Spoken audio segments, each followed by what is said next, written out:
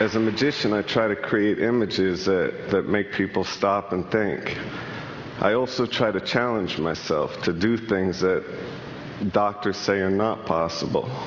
I was buried alive in New York City in a coffin, buried alive in a coffin in April 1999 for a week. I lived there with nothing but water. And it ended up being so much fun that I decided I could pursue doing more of these things. The next one is I froze myself in a block of ice for 3 days and 3 nights in New York City. That one was way more difficult than I had expected. The one after that, I stood on top of a 100-foot pillar for 36 hours. I began to hallucinate so hard that the buildings that were behind me started to look like big animal heads. So next I went to London. In London I lived in a glass box for 44 days with nothing but water. It was for me one of the most difficult things I'd ever done, but it was also the most beautiful.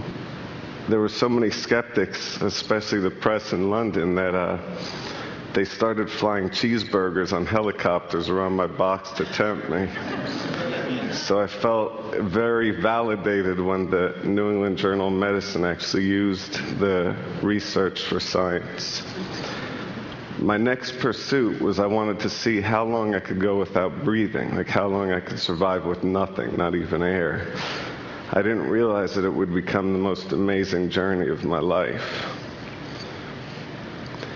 As a young magician, I was obsessed with Houdini and his underwater challenges. So I began early on competing against the other kids, seeing how long I could stay underwater while they went up and down to breathe, 5 times while I stayed under on one breath.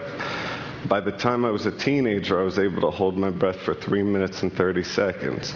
I would later find out that was Houdini's personal record. In 1987, I heard of a story about a boy that fell through ice and was trapped under a river. He was underneath not breathing for 45 minutes. When the rescue workers came, they resuscitated him and there was no brain damage. His core temperature had dropped to 77 degrees. As a magician, I think everything is possible. And I think if something is done by one person, it can be done by others. I started to think if the boy could survive without breathing for that long, there must be a way that I could do it. So I met with a top neurosurgeon, and I asked him, how long is it possible to go without breathing? Like, how long could I go without air? And he said to me that anything over 6 minutes, you have a serious risk of hypoxic brain damage. So I took that as a challenge, basically. My first try, I figured that I could do something similar, and I created a water tank and I filled it with ice and freezing cold water, and I stayed inside of that water tank hoping my core temperature would start to drop. And I was shivering, and my first attempt to hold my breath, I couldn't even last a minute. So I realized that was completely not going to work. So I went to talk to a doctor friend, and I asked him, how could I do that? I want to hold my breath for a really long time. How could it be done? And he said, David, you're a magician. Create the illusion of not breathing. It'll be much easier. So he came up with this idea of creating a rebreather with a CO2 scrubber, which was basically a tube from Home Depot with balloons duct taped to it that he thought we could put inside of me, and somehow I'd be able to circulate the air and rebreathe with this thing in me. This is a little hard to watch, but this is that attempt.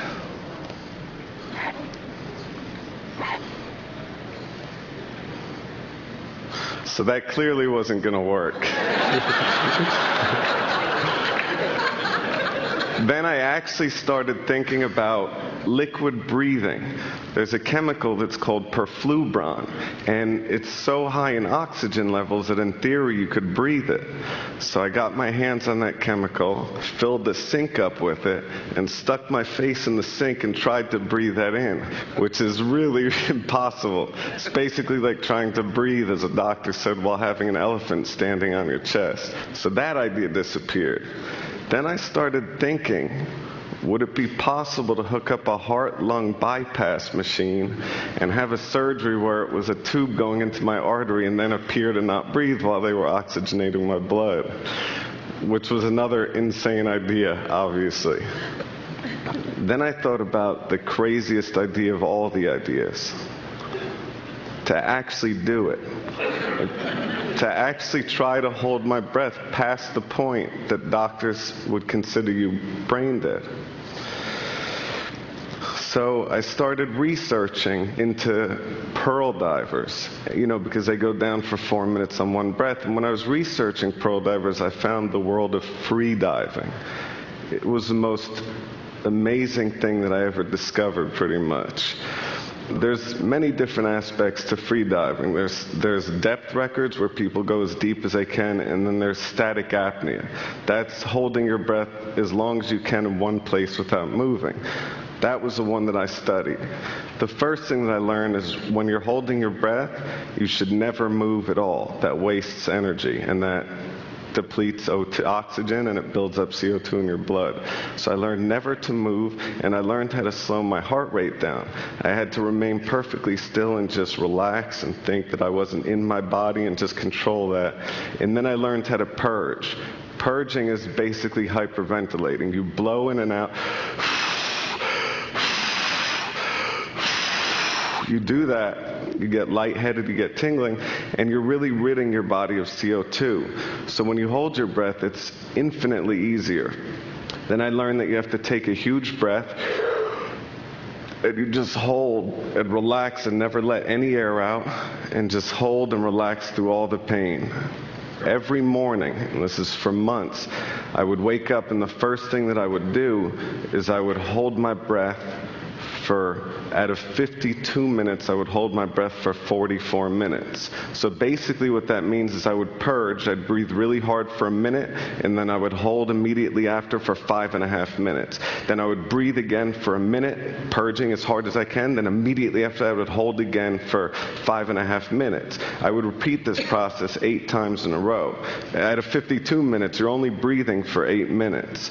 At the end of that, you're completely fried. Your brain, you feel like you're walking around in a daze and you have these awful headaches. Basically, I'm not the best person to talk to when I'm doing that stuff. I started learning about the world record holder. His name is Tom Zetas.